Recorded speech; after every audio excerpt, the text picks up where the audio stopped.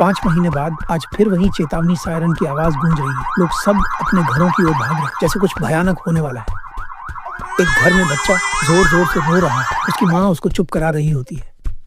और दूसरी तरफ एक बूढ़ा आदमी घबरा रहा है और बोलता है, पता नहीं अब क्या होगा, सब खत्म हो जाएगा या कुछ ऐसा होगा जो मैंने कभी सोचा भी नहीं था। और असली खेल अभी शुरू होने वाला था।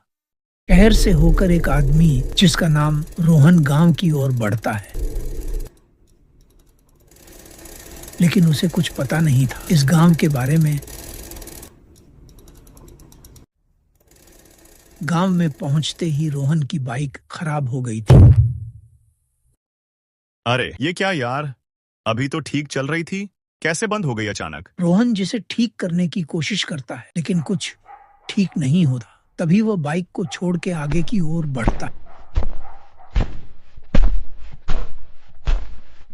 तरफ एक आदमी जैसे कोई राज छुपा रहा हो घर का दरवाजा बंद करता है और इधर उधर देखता है कि कोई देख तो नहीं रहा है, और कहता है, अगर यह बात गांव वाले को पता चल गई ना, तो मैं को जिंदा नहीं छोड़े गए।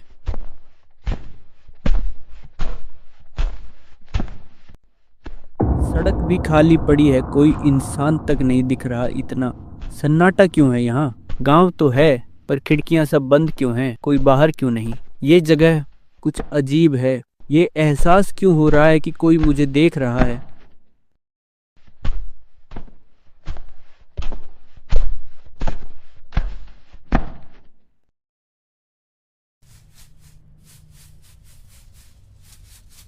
तो आगे जाते हुए झाड़ियां हिल रही हैं।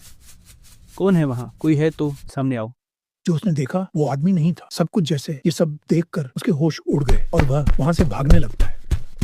नहीं, ये क्या है? ये इंसान नहीं।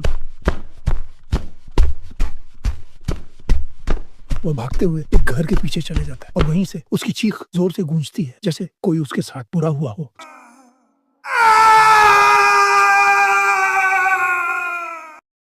सुबह होते ही कुछ लोग उसके पास जाते हैं। उसकी आत्मा भी देख रही होती है। 5 महीने बाद फिर किसी बाहरी ने चेतावनी नहीं समझी।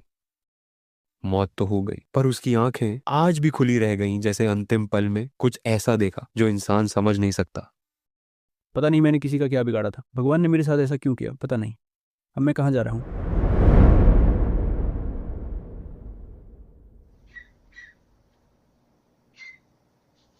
और तभी उस भेड़िए के पास जाता है जिसकी वजह से उसकी मौत हुई थी। वो भेड़िया आंखें बंद करके रो रहा होता है। ये भेड़िया रो क्यों रहा है?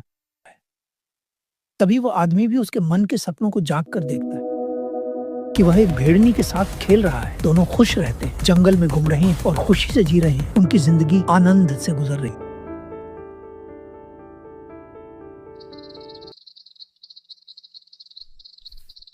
तभी एक दिन वे पेड़ के पास बैठकर आराम से सो रहे थे।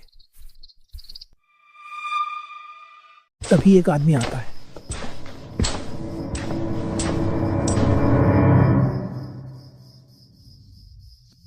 और उसको शेर पर मारकर इसके साथ ही भेड़नी को ले जाता है।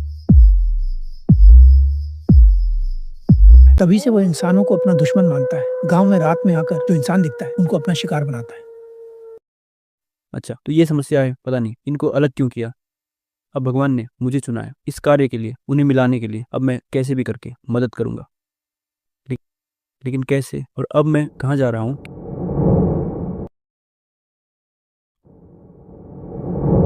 तभी वह आदमी उस भेड़नी के पास पहुंच जाता है जिसे एक आदमी ने कमरे में बांध कर रखा था।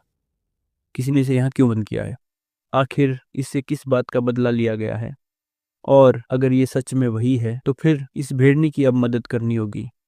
लेकिन मैं तो नहीं छू सकता हूँ, पर एक तरीका है। फिर वह वहीं रुककर रास्ता देखता है जिस आदमी ने इसे यहाँ कैद किया। का दिन से रात हो जाती। रात का सन्नाटा देखकर वह आदमी उस घर की ओर बढ़ता है।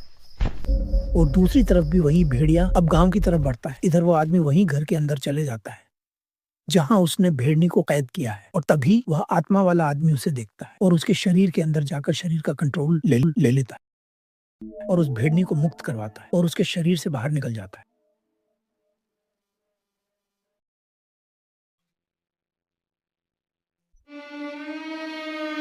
भेड़नी उस आदमी को मार देता है और तभी वह भेड़नी बाहर आ जाती और उसके साथी को देखकर भेड़िया खुश हो जाता है।